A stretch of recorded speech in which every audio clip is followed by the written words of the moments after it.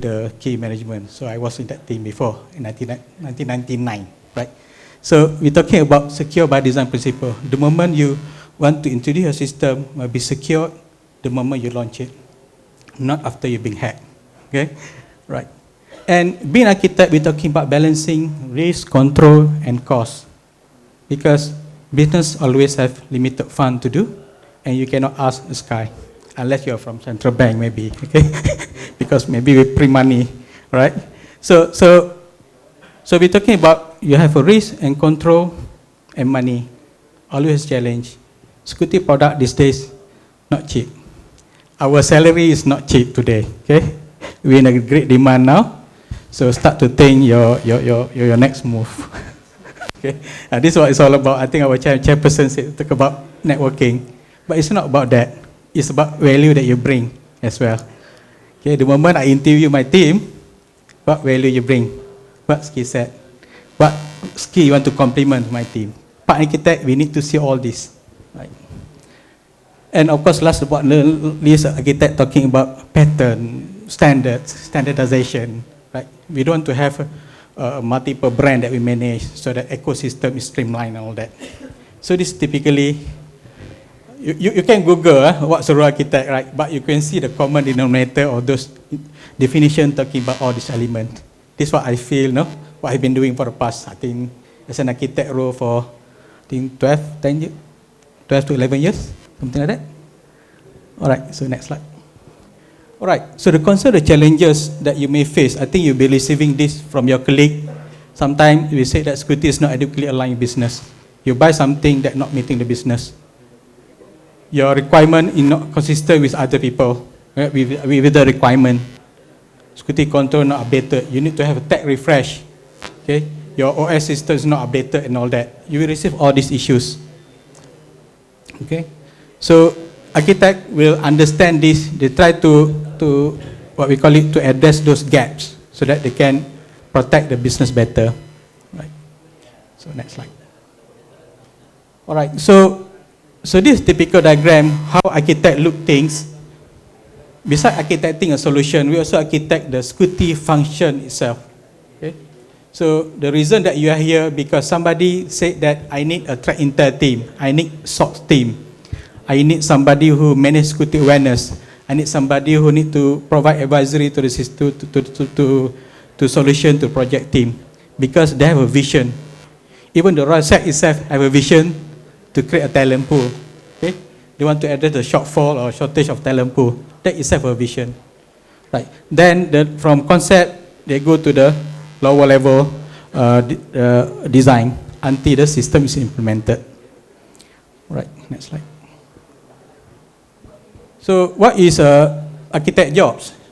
In principle, you could be doing one of this role. You could be doing small little activity that also is sound like architect role. Not necessarily you must have architect designation in order to do architect, depending on how big your organization is. Right? But some bigger organization, they tend to have a streamlining of jobs so that they are more focused in whatever thing that they do, so that they can address their requirement from respective stakeholders. Right. So first we're talking about architecting a security function itself. You're talking about RMIT just now, talking about have a CISO role, must have program, people to run, capability and all that, SOC, threat intel, intelligence lab, some of the keywords they mentioned. Right.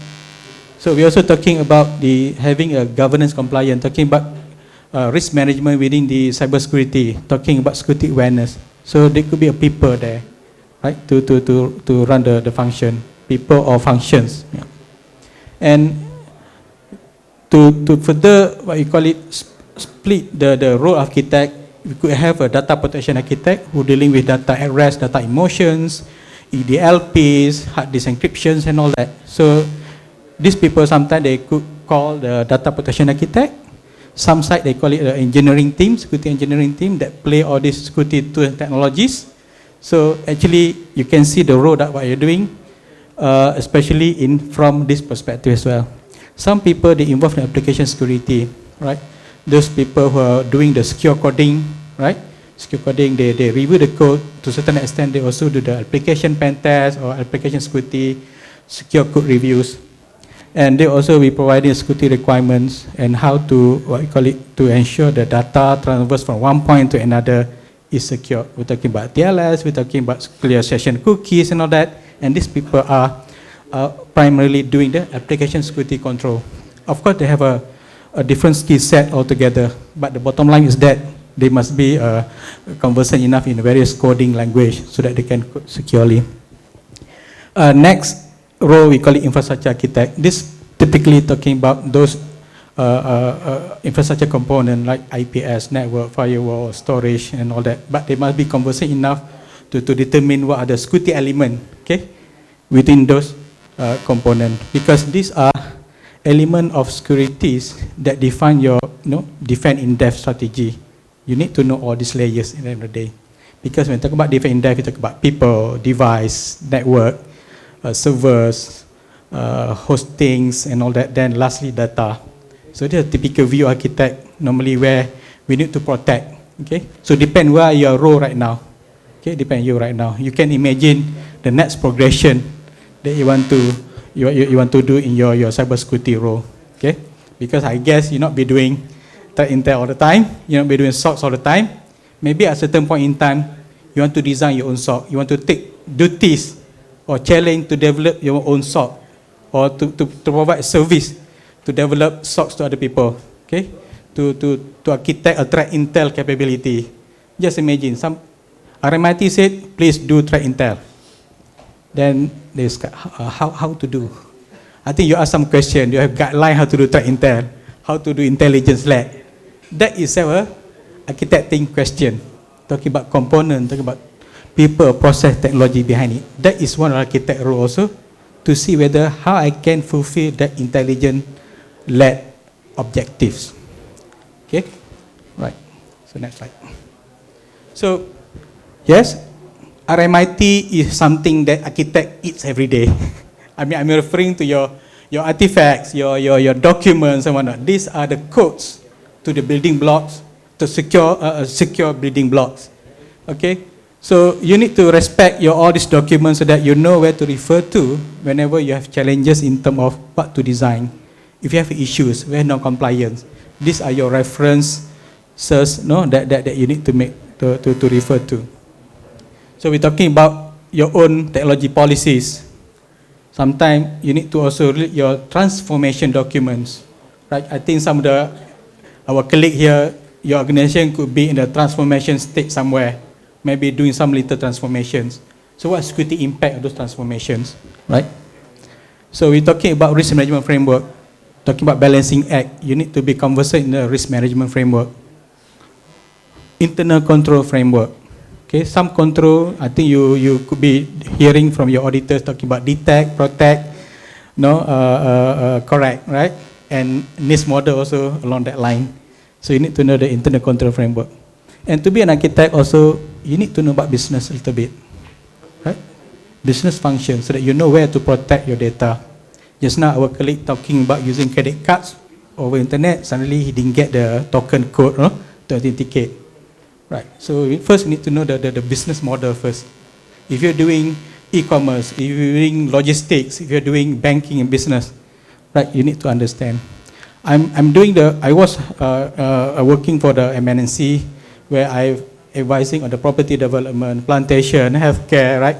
So we can see various business model, various security technologies that we have to deploy to protect their various information assets. Right, so you also be dealing with a business partner framework. We're talking about PCI, Visa, or SWIFT. They have their own set of rules so that you can use their brands. Right, so they have a list of requirements. But in essence, bottom line, there could be some reference document that align all this to make it our life easier. So one of the architect role is to see how this harmonize. Just imagine the Azure, AWS, whatnot. Just imagine they've been audited or been reviewed by various compliance model. So they need to find balance and look for commonalities, standardization, where one thing can address multiple compliance model.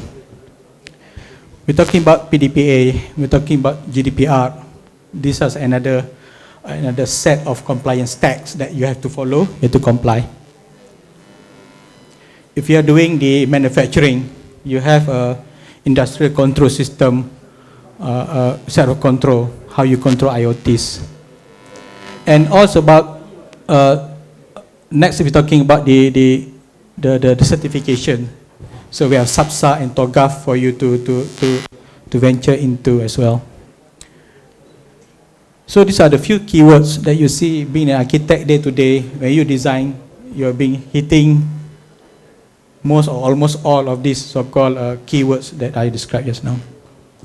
So next slide. So next, how you want to be an architect, right? You can start anywhere basically. Okay, if you feel that you're enough doing a SOC function, you're enough doing a threat intel, right? You feel like want to build something. Okay, that's a good moment lah for you to reflect tonight. Reflect tonight over the weekend. What's next for me? Okay, I've been doing cybersecurity, for example, for 5 years. So what's next in cybersecurity field I want to venture into? Oh yes, that is the question. What is the basic salary? Even though we can hack your salary. Yeah, you can have my salary. What is the basic salary of in Malaysia? Normal industry prices. Normal industry. First, number one, depend where you're working with. Alright. So in the large financial, because where they have your specialization, right? Where you can earn between 10 to above 10, 15, okay? Because you talk business lingo, you talk technical lingo, and you talk to IT people. And of course, this is a skill set we're talking about. Because to be architect, you need to be influencing, you need to be able to convey your idea, to convince, you must do this. If you ask a SOC or incident response team, go and convince people, I don't think they go and convince, they go and whack you, right? You go architect try to be, no diplomacy, no try to influence the ideas. So that's another skill set that maybe I would say, like our chairman said just now, a challenge to some technical people, because they seldom interact with people. They interact with machines, binaries, and all that a lot. But it's not stopping, depend on how you deal actually, okay? Yeah, I used to be introvert also, right? But after a while, like our colleague also mentioned, the moment you have some knowledge and some idea you to convince, there you go, right? So, go back to your question. Later I have some slides somewhere, but not about salary, about skill set, about your experience. Because architect to certain function, you're top of the tree lah. After architect, you can be CISO actually. That's the certain experience, because you need to talk business lingo already. But before that, you have a series of paths that you have to go through, series of experience. So by the time you can earn quite handsomely lah. Okay. Yes. I'm not sure lah. My boss used to say this about architect. He said architect is a bunch of kids playing with Lego at workplace. Is it correct or not? Bunch of kids play Legos. At workplace. He said that. Wow. Depends, because normally architects not the real developer yet. They listen to requirements, right? So that's my perspective lah. But if I were asked to improve my security posture, then I play Lego, right? How am I architect my security function? Then I need to imagine what pillars of security function I need to have. Yeah. Rearrange the thing, how you want to do. Do I need to have a good balance between threat intel, SOC, architect? If you have a software, if you are in the software development house, and then you are architecting solution, perhaps you need a good architect that you can talk to business people, understand their requirements and all that. Depending, are you a consulting firm, are you an end user part? It depends. Yeah. Of course, architects sometimes they talk lingo, something like that, ideation, yeah, something like that. Okay, but you must be practical, align the business. Some architect, they stay on the innovation stage, right? So the skill set that you need in order to be an architect, this is what I come out with, based on some experience that I gone through also. So you have a base knowledge. You can start from network engineer, you can start from IPS administrator, for your administrator, okay? but depend what you want to progress in your career. Depends. Like myself, I start from somebody who curious about something happening behind the teller and front ATM machines from business perspective. That's how I started. Then I took the job all the way up. So basically, these are the component, right? You may need to know some network security devices, security technologies, firewall, IPS, how it works, the APT, the sandbox. It's still what you call it. You need to know that, right? So that you can talk to business better. Because business do not understand your technology that you're using. You need to talk business lingo. That always a challenge to IT people, to talk business lingo. Right. Then you also need to know those new stuff, new technology, talking about cloud, talking about DevSecOps and all that. That also require architecture, security architecture understanding, so that you can know how to protect, how to position your security framework, security technology, security processes. Okay, don't forget soft skill. Being architect is important, right? Depend where you start. Okay, depend. Sometimes you have I interview some people, even the entry level, they have some skill set to be architects already, because they have the skill set, the trait that we're looking at. So depend. You can start anywhere basically, right? So you have a standard certification they have to follow, CISM, CISP and all that, and TOGAF, product specific, so that you can, these are a good blend to be an architect. Your experience, you may start as an analyst, 5 years and below. You can be doing various security jobs first before you start to stream to various specializations. So next slide. Yes. Yes. What do you think, if let's say I'm just a fresh grad after before some people, as a fresh grad, what do you think? Is it good for me to join a big company that can that have a specialized job function or role, or join a small company where you have to do everything, even bunch of paper you have to do? So, what is your preference? Your preference. Okay. If I want to have a career something like this. Okay. Number one, my piece of advice: be humble to learn things. Number one, always when you're humble, things come. So my quick advice to that, I like to share my experience. Maybe different from other our fellow professionals here. You start with the understanding business, and depend where you are. For example, I started as a banking. I start in a branch. I start branch, not at office. Okay, so I understand the system. Curiosity. Then I moved to head office. So my journey, I started as a IT auditors. IT auditors, I audit the whole thing. Within 1 year, I understand network, how system works in and out, where the loophole, where the weaknesses, so that I can give recommendation. Right. So depend. If you start at the firewall, sometimes you just know firewall. You need to know journey to complete your ecosystem. Right.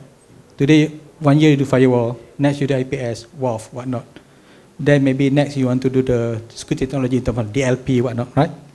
Then it becomes that one on security administration stream. What about the consulting, project management? Okay, understanding your customers' need. If business people want to venture e-commerce, what I need to do to secure my business?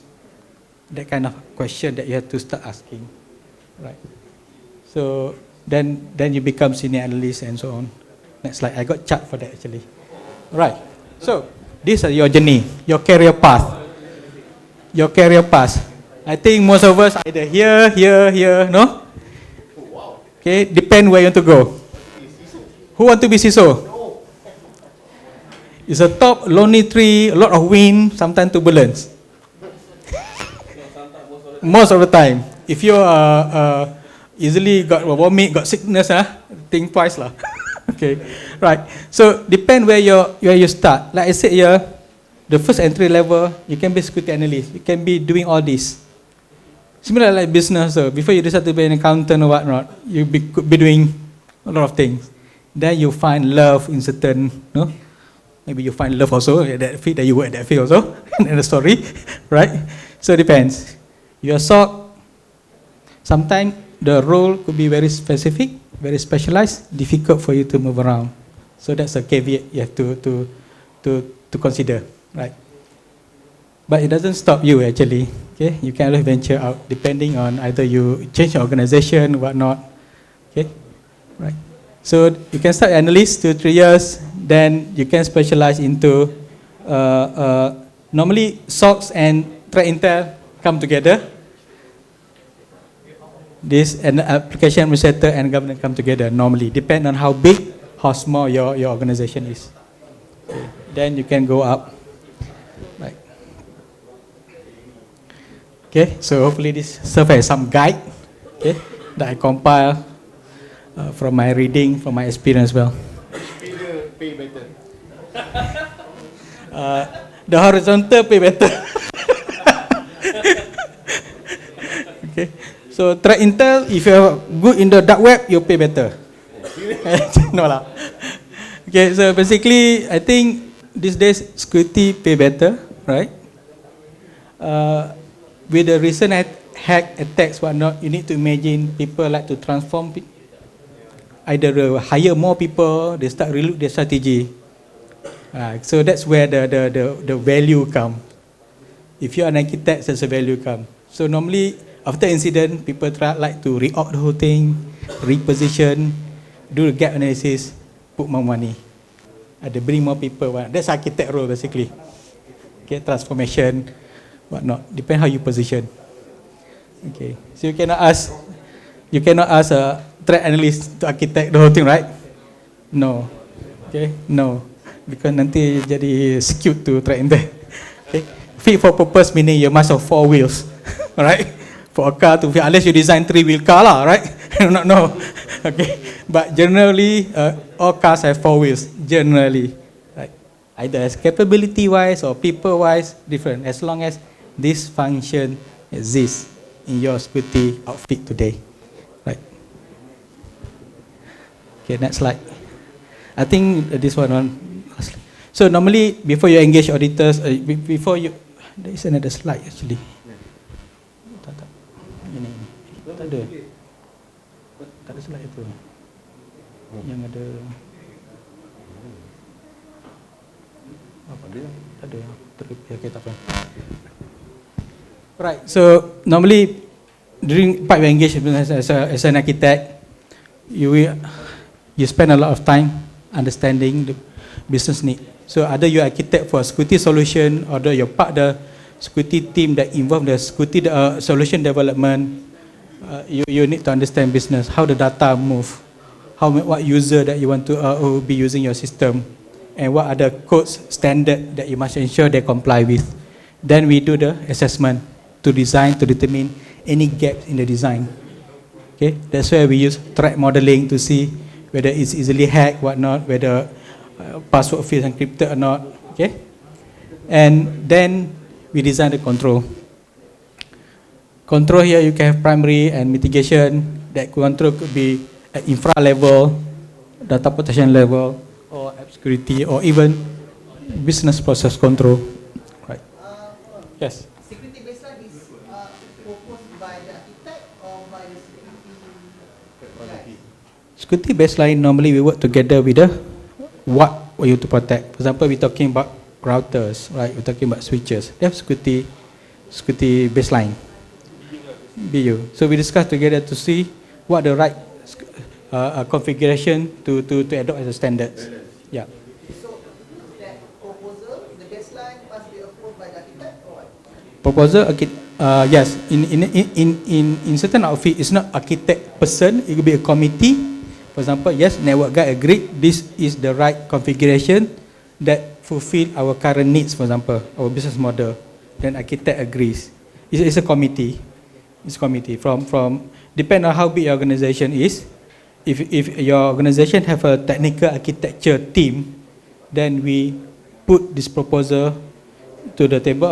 We present to the committee for endorsement. Of course, when it comes to security values, security related parameters, security must give advice also whether this value is meeting whatever standards that we are supposed to meet. For example, we're talking about TLS, whatnot, right? We're talking about key strength. Okay, sometimes we argue also what key strength we to use, 2048 or what.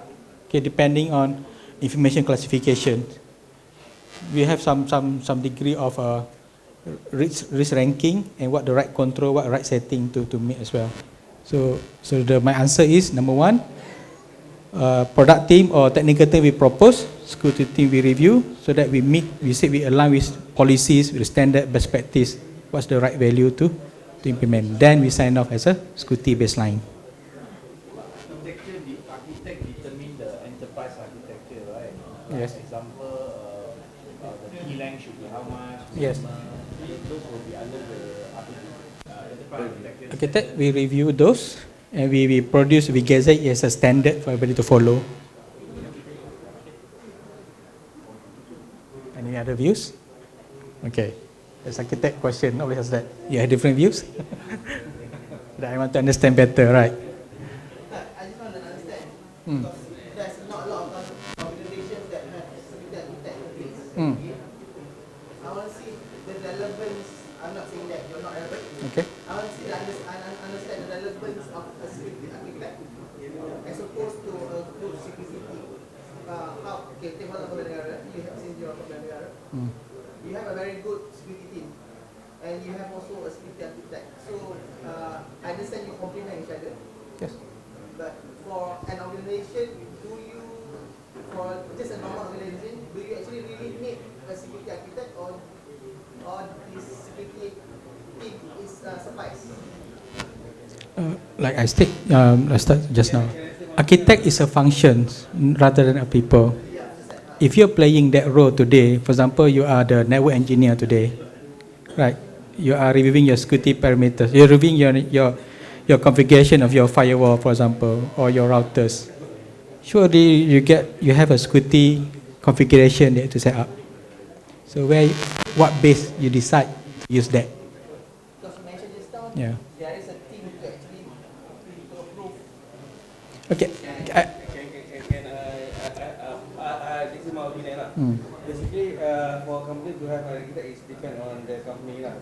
On does they really need architect or not. For a company that have architect, normally they will work on the blueprint. For example, they will lay down a 5 years roadmap. Itu, for example, they try to avoid a situation whereby you have multiple technology, multiple product, so you will waste on manpower, on training, you will be disadvantaged during nego. So that's why you have an architect. So you have a proper 5 years roadmap. For example, you have tier 1 punya control, tier 2 Yes. control, and then you decide on this certain product. Yes. So That is basically, considered a solution architect. I'm referring to security architect. sama lah. Pokok security. Security architect, they focus on like 4 layers I mentioned just now: data protection, infrastructure architect, security architect, and then the application security architect. Yes, they work with their infra colleague, they work with their developer colleague, because these people sometimes they do not know what the right security things that they need to embed or to define their systems. So they have to approach people who have a knowledge, especially knowledge on the business, knowledge of standards, knowledge of law. Sometimes they have to follow. So it depends. If you're a network engineer, you have all this knowledge, you are already embedded in as a security function within you. Yeah. But if you have a large entity, right, they have a dedicated team to help engineers, to help the developers to fulfill their security needs, so that we can give a requirements. So in my practice, I have a long list, security architect list. The moment they have a solution, they come and approach me. Then start asking what you want to do, e-commerce or IoT, whatnot. Then let's talk about security. Yeah. So basically, you are translating the business requirement into technical requirement. Yes. That's why I was looking for my chart. Tak ada sini. Tak ada yang ada arrow.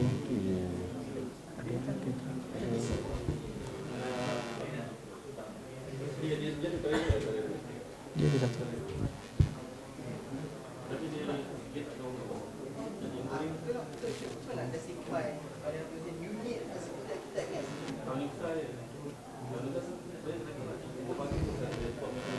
Okay, never mind.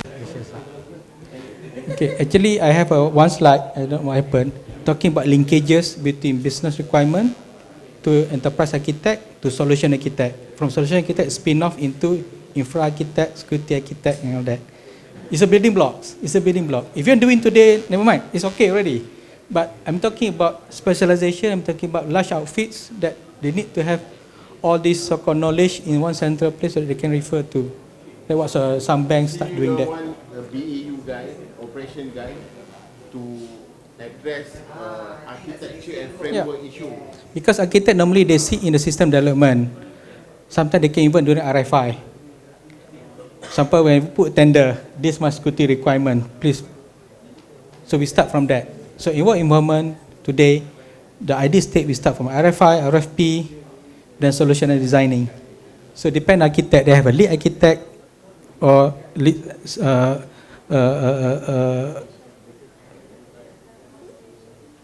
junior architect or middle level architect and lead architects. So depend on your specialization. So in the bank today, we have those so-called specializations, and lead architect do the balancing act normally, right?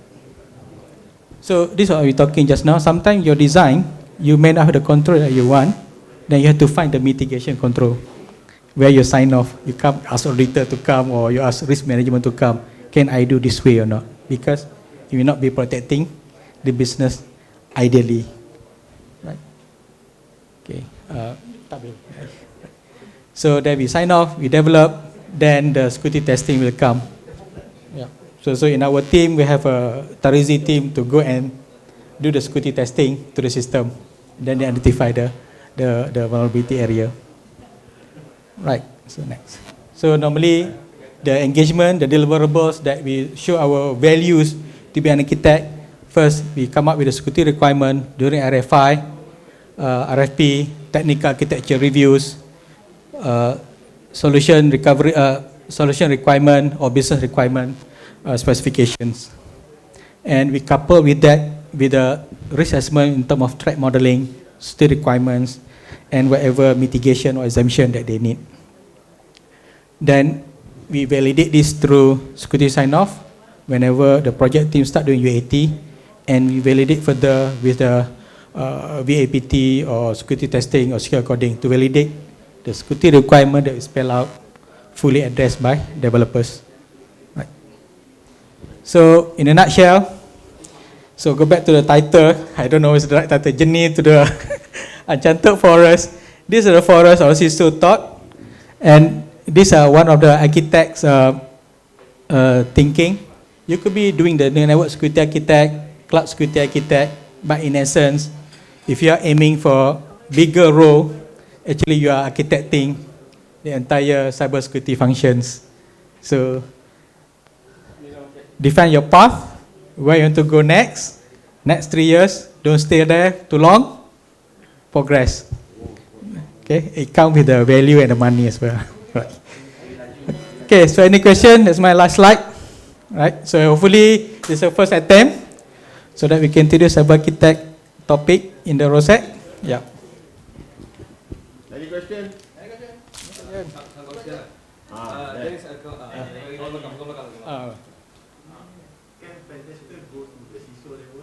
Of course. can you can go anywhere. Not everybody can fly. Yes, can.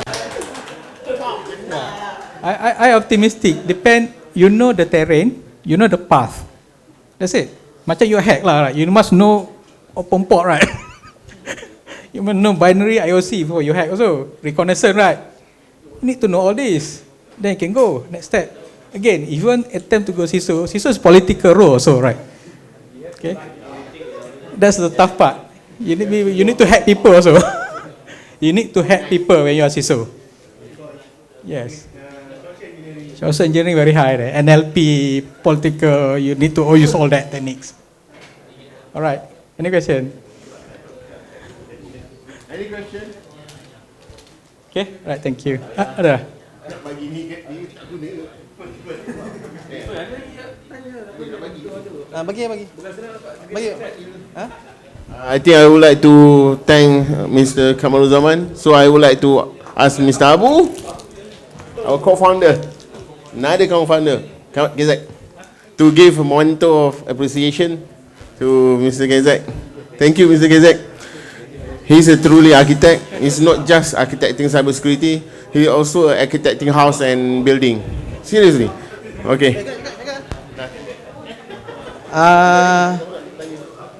Pian, nak ke? Okay. Pian is from Asia. Thank you for flying from Sepang. So where do you actually land? Pian, where do you land? You took Airbus or Boeing? Okay, last but not least, our last speaker for today, Miss Daisy. She flew in from Australia, touched down yesterday. Yesterday? Huh? 2 days ago. Okay. How's the weather? How's Malaysia weather? I believe you don't face haze in Australia. Okay. Miss Daisy is basically she's Malaysian. From Sarawak. Sarawak? Yeah. From Miri, but she got lucky. Married an Australian guy, and now she's. Oh no, sorry. Okay, sorry. Now she's residing in Australia now, and flew in directly from Australia just to support RawSec. Give a round of applause to her. Thank you very much, Daisy. Okay, are you ready? Tadi tag. Tak ni, this one. You don't have ni eh? Oh, jap. Apa kata? USB-C ada? Do you have USB-C? Ada. Alienware aku.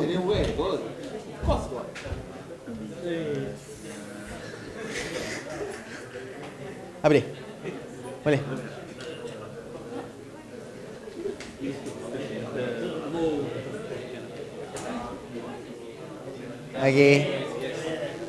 Okay. She'll be representing Regional Cyber Challenge 2019.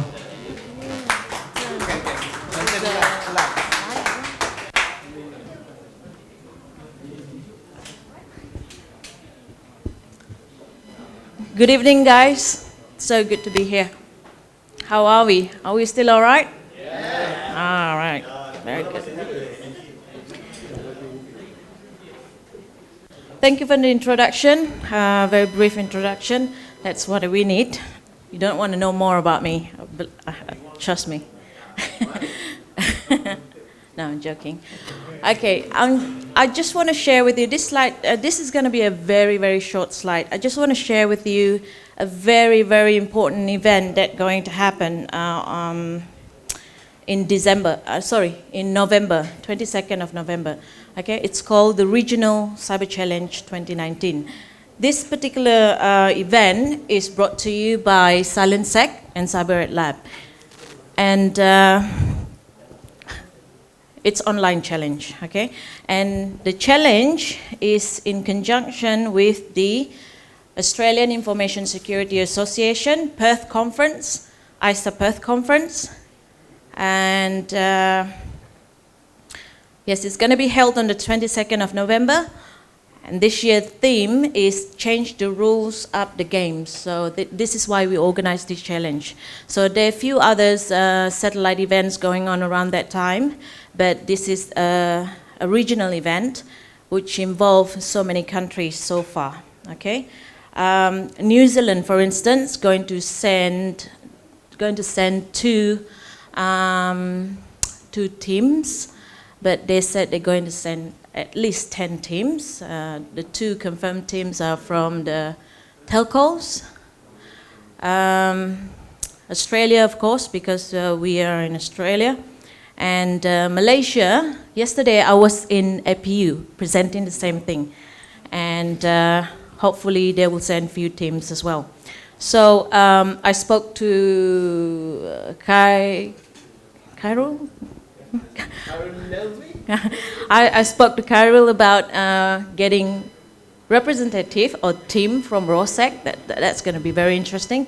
But you guys going to organize the CDF on Saturday? We're going to actually collaborate with RawSec. Oh, okay.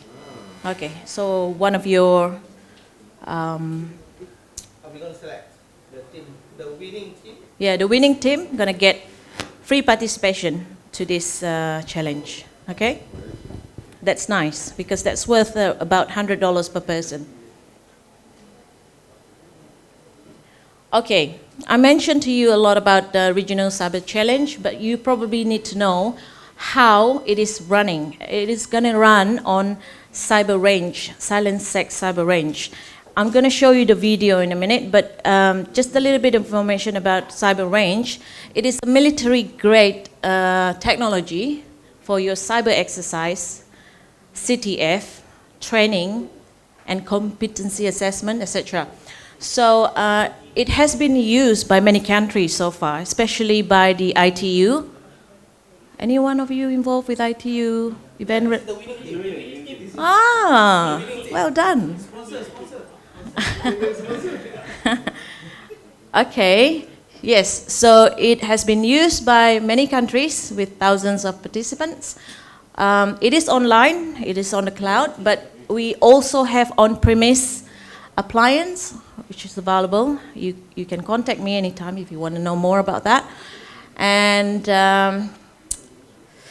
complex and sophisticated scenarios are welcome. So if any one of you here today know how to build scenarios, you can put it on the cyber range and we can negotiate deals, right? It's good deals. And if you need a demo on cyber range, you can contact me anytime. We can always do it online, okay? We've got Zoom. So if you have Zoom, that would be nice. Okay, the objective of the challenge is to assess the ability of a security team to detect, respond, and recover from cyber attacks.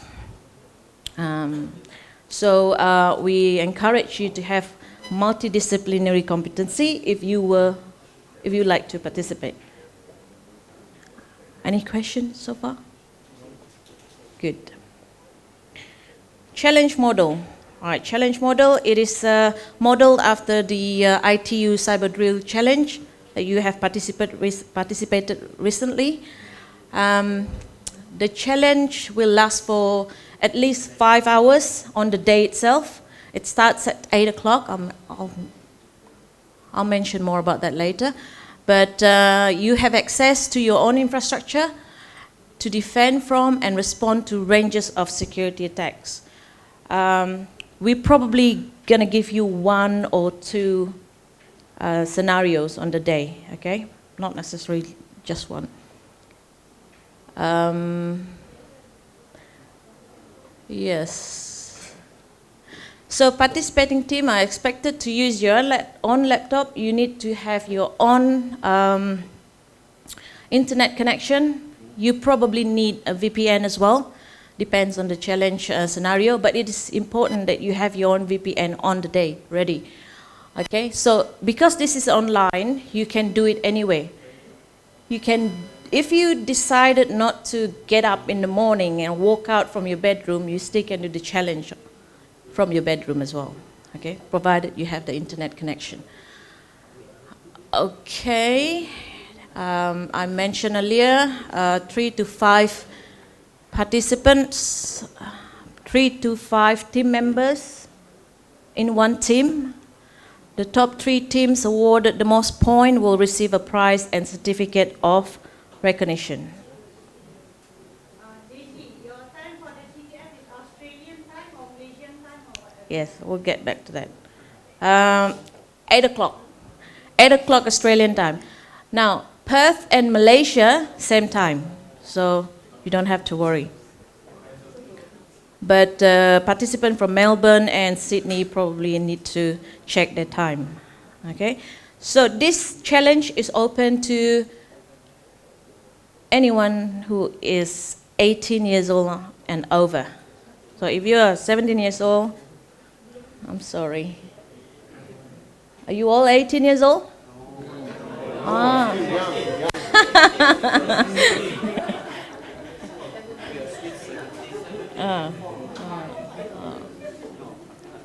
Okay, I mentioned earlier participation fee is $100 per person. More information you can get from this link, but at the moment, I'm sorry, this link is not available. It will be available very, very soon. We're working so hard to get this ready. The registration close on the 8th of November. It's open. If you want to register, you can contact me directly, but the link is not open yet. The challenge rules and regulation, code of ethics, will be given to you once your registration is processed. The scenario will be released on the day, and yes, it starts at 8 o'clock, 22nd of November. So if you are somewhere else outside of Malaysia on that day, check your time carefully. So this is the example of the scenarios, okay? We might release this scenario, we might not, we never know, okay? So pay close attention to this. Basically, number of national critical infrastructures had experienced the attack on the day. So you need to detect, respond, and recover from the cyber attacks. So as mentioned earlier, it would be nice for you to have a team with technical capability, communication skills, coordination capabilities, okay? You have to have a little bit of a mix skills. This will help you with various questions asked on that day. Okay? Branding with us. You can brand with us, okay? If you have a little bit of marketing money, maybe you want to share with us. This is a regional event, by the way, involve many countries. You have opportunity to have your logo placed on a website, have your logo on the challenge scenario, or have your logo on the promotional videos. I'm going to show you the quality of the video shortly. Okay, and for your information, SilentSec has over 100,000 followers across various social media platforms. Okay, this is some of the marketing collaterals that we have developed so far. That's the flyer, and this is the video of the cyber range. Now, if you want to practice, I don't know if I mentioned this earlier, the community version is available and it's free. So if you register now, you get to play so many scenarios. On a community version, you've got about 100 scenarios. It's a lot, all right? You can practice.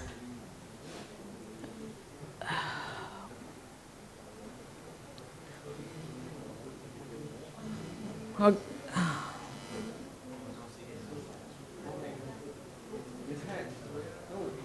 right, I'm going to show you a demo on how you're going to use cyber range, okay?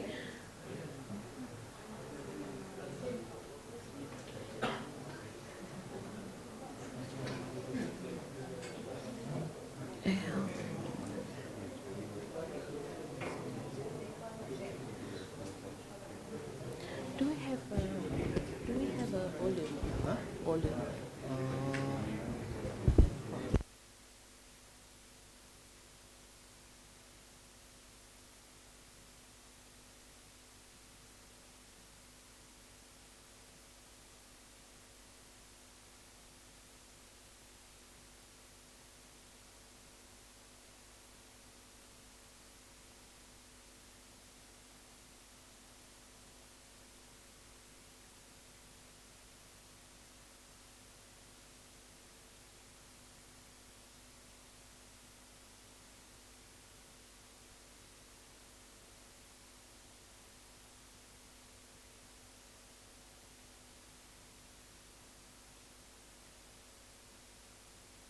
Sorry, we need the sound. Can someone help, please?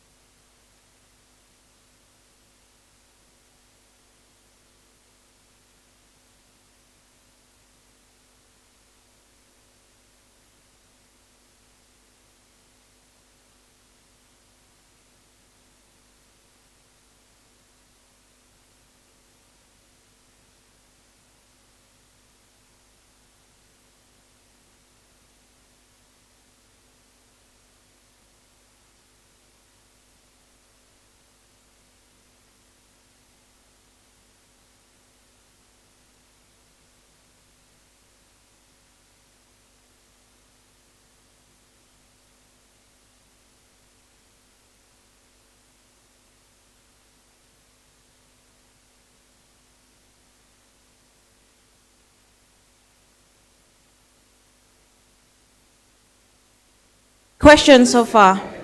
Guys, before I play the video on how you can use Cyber Range, have you got any questions so far? No? You understood? Good.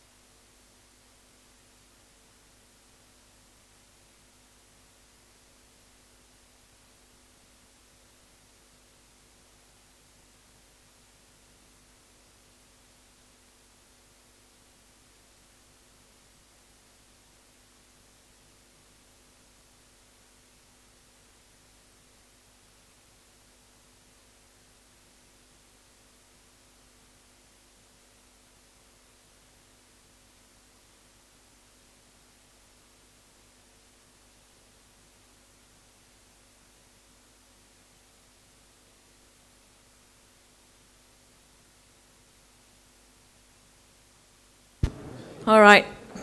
You probably cannot hear it, but this particular video is available on YouTube. Okay, you just type cyber range dash introduction. You can listen to it again and again. You can watch it again and again. This is another video that I would like to share with you.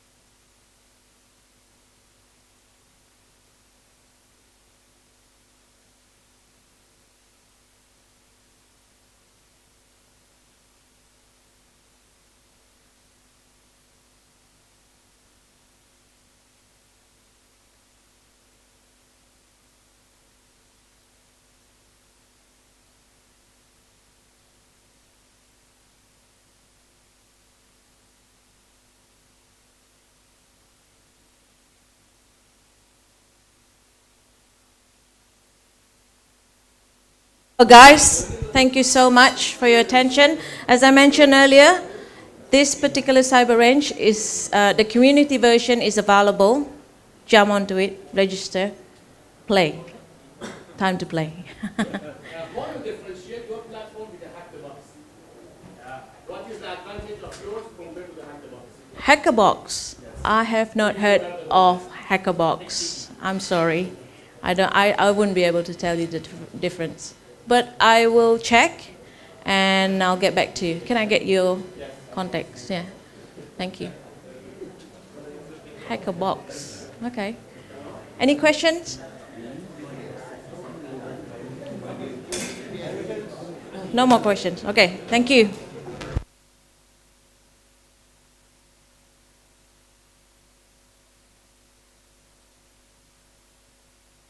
Hello. Okay, guys. Okay. Before we wrap this up, okay, this particular SilentSec cyber range, we have the opportunity to actually sponsor one team to actually participate for this event. Do participate on NanoSec CTF War Games, and you get a chance to be to actually able to actually participate in this challenge. Okay, before we wrap this meetup up, I appreciate that actually you guys collect the sampah, collect the rubbish, the leftovers. Please collect it up, and another one last, guys, I want to take pictures. Take pictures. Go and take pictures in front Kat sini. Alamak.